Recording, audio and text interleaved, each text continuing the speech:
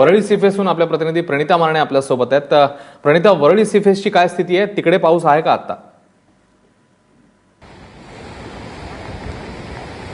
अश्विन, इथे संततधार मात्र सुरू आहे आणि साधारण दुपारी 1:28 दरम्यानच्या मिनिटांनी एक उधाण भरतीच्या लाटा आल्या होत्या आणि त्या दरम्यान 4.5 मीटरची लाटांची नोंद झाल्याची शक्यता वर्तवण्यात आली होती।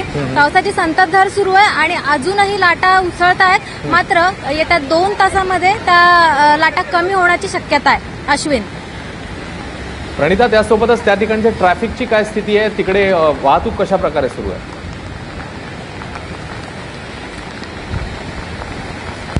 वाहतूक अगदी ट्रॅफिक जाम नसलं तरी सुद्धा धीम्या गतीने सुरू आहे। म्हणजे अगदी दादर पासून ते वरळी नाका, सांताक्रूज इथून धीम्या गतीने वाहतूक सुरू आहे।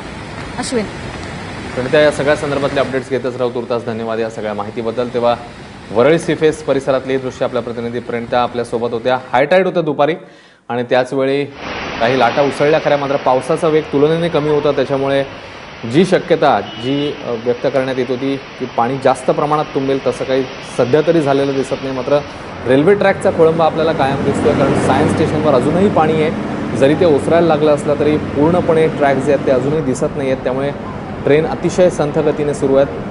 तर रस्ते वाहतूक देखील मंदावलेली दिसते, कारण रस्त्यांवर देखील बहुत करून अजूनही पाणी आहे। जे ओसरायला सुरुवात झालेलं असलं तरी पाणी आहे, त्याच्यामुळे रस्ते वाहतुकीला देखील ब्रेक लागला आहे। रेल्वे वाहतूक देखील धीम्या गतीने सुरू आहे।